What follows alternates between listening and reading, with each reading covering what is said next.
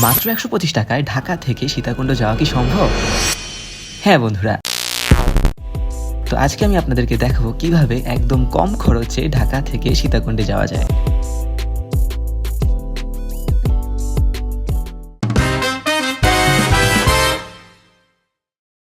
তো আসসালামু আলাইকুম গাইজ, আজকে তোমাদের জন্য নিয়ে এসেছি একদম বাজেট ফ্রেন্ডলি একটি ট্রাভেল গাইড। তো গাইজ, ঢাকা থেকে সীতাকুণ্ড যেতে গেলে দুইটি পদ্ধতি রয়েছে, বাস অথবা ট্রেনে। তো বাসে যেহেতু খরচ বেশি, আমরা ট্রেনকে কনসিডার করব। ট্রেনের ক্ষেত্রে চট্টগ্রামমুখী আন্তনগর কয়েকটি ট্রেন রয়েছে, যেমন মহানগর express, Suborna express, Turna express. এগুলোতে আপনি চাইলে ঢাকা থেকে সরাসরি চট্টগ্রাম অথবা ফেনীতে নেমে ফেনী থেকে সীতাকুণ্ডে যেতে পারেন, অথবা চট্টগ্রাম থেকে সীতাকুণ্ডে পুনরায় আসতে পারেন। যেখানে চট্টগ্রাম থেকে সীতাকুণ্ডের দূরত্ব হবে 40 কিলোমিটারের মতো, আর ফেনী থেকে সীতাকুণ্ডে গেলে আপনার ডিস্টেন্স পড়বে 57 কিলোমিটারের মতো। তো ঢাকা থেকে ফেনীর টিকিট মূল্য হবে 360 টাকা, কিন্তু চট্টগ্রাম পর্যন্ত গেলে আপনার টিকিট মূল্য হবে 410 টাকা। আর যেহেতু আজকে আমরা একটি ট্রাভেল ফ্রেন্ডলি ট্যুর প্ল্যান করেছি, তাই আজকে আমরা এগুলোর কোনোটাতেই যাব না। আমরা যাব চট্টগ্রাম অভিমুখী মেইল ট্রেনে। এটি একমাত্র ট্রেন যেটি সরাসরি সীতাকুণ্ড স্টেশনে দাঁড়ায়। তো এই ট্রেনটি ধরার জন্য আপনারা বিমানবন্দর রেলওয়ে স্টেশন অথবা কমলাপুর রেলওয়ে স্টেশন থেকে ট্রেনটি ধরতে পারেন।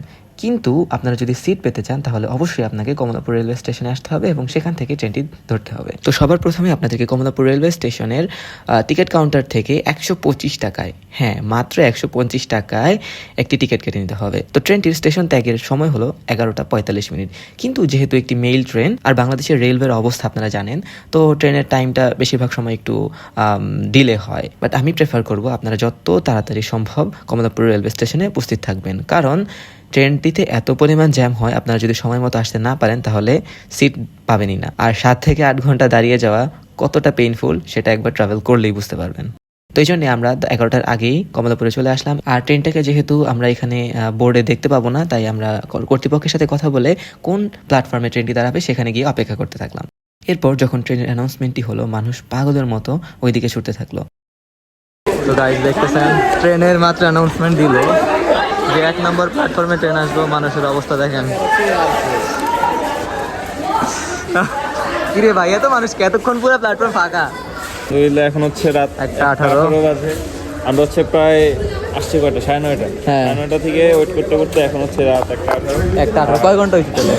এখন হচ্ছে 9:00, এখন 3 ঘন্টার মতো। 3 ঘন্টার মতো। তো গাইস, ট্রেনের অপেক্ষায় আমরা একদম প্ল্যাটফর্মের শেষ মাথায় চলে আসছি। সামনের বগিতে সিট দখল করতে হবে। একদম প্ল্যাটফর্মের শেষ মাথায় চলে আসলাম। যেহেতু লোকাল ট্রেন, মানুষজন ভালোই দেখা দিতেছে। তো আপনারা যারা আসবেন, ট্রেন অনেক লেট করে, আর প্ল্যাটফর্মের শেষ দিক থেকে আসলে উঠতে একটু সুবিধা হয়, সিট পাওয়া যাবে। সিট পাওয়ার চান্সেস খুবই কম। তো গাইজ, এত পরিমাণ মানুষের চাপ ছিল ট্রেনটিতে, মানুষ প্ল্যাটফর্ম ছেড়ে ডকে যেখানে ট্রেনটি থাকে ওইখানে গিয়ে ট্রেনে উঠে বসে পড়লো। কিন্তু সেটা আমরা প্রথমে বুঝতে পারিনি। আমরা প্ল্যাটফর্মের শেষ মাথা পর্যন্ত এসে অপেক্ষা করছি। যখন ট্রেনটি আসলো, লাফ দিয়ে ট্রেনে উঠেও কোনো লাভ হলো না। উঠে দেখি ট্রেনের সব সিট বুক। অবশেষে অনেক যুদ্ধের পরে আমরা সিট পাইনি তেমন, জোর জবরদস্তি কইরা এখানে বসে আছি কোনো রকম। বাদর ঘুমে শেষ।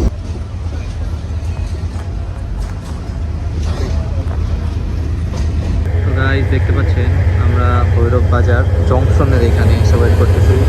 ট্রেনে মাল উঠাচ্ছে এবং মাল নামাচ্ছে। চাটা খাওয়া শেষ, এখন এখানে ট্রেন নিয়ে অনেকক্ষণ দাঁড়াবে, যতটুকু যা শুনলাম। সবাই টুকটাক নেমে হাঁটা দিতেছে। গোলাপান সব ট্রেনে বসে আছে। তো গাইজ, রাতের প্রায় রাতে 4:30, 4:22 বাজতেছে। আমরা মাত্র ভৈরব স্টেশনে।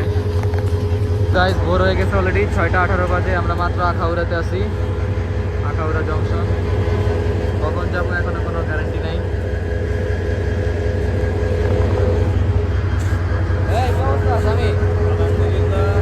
অনেক লেট। 6:42 বাজতেছে এখন। ঘুমে সবার অবস্থা খুবই বেকার, সব ঘুমাইতেছে, মাথা ব্যথা করতেছে সব। এক একটা নেশা করার মতো লাগতেছে। আমি কি অবস্থা? সকাল 8টার মধ্যে আমাদের সীতাকুণ্ডে পৌঁছার কথা ছিল, কিন্তু প্রায় 2.5 ঘন্টা ডিলে করে ট্রেনটি আসার কারণে আমরা স্টিল নাও রাস্তায় আছি। 9:30 বেশি বাজতেছে। আমরা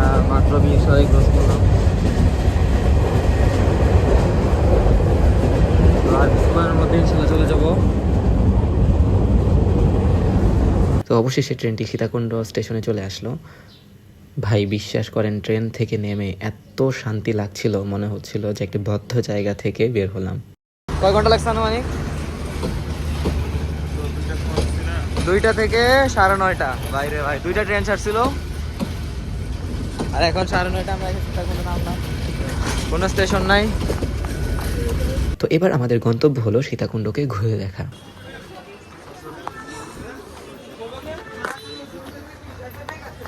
গাইজ আমরা এখন হোটেলের জন্য যাচ্ছি। ফাইনালি রুম হচ্ছে, আমরা এটা নিলাম 5 জন। আশা করি তো আমাদের প্ল্যান ছিল 1 রাত 2 দিনে সহস্রধারা 2, বাঁশবাড়িয়া সমুদ্র সৈকত, চন্দ্রনাথ পাহাড় ও গুলিয়াখালী সমুদ্র সৈকত ঘুরে দেখা। তো আপনারা যারা ট্রাভেল করতে পছন্দ করেন, ফুল ব্লগটি দেখার জন্য আমার চ্যানেলটি এখনই সাবস্ক্রাইব করে রাখুন।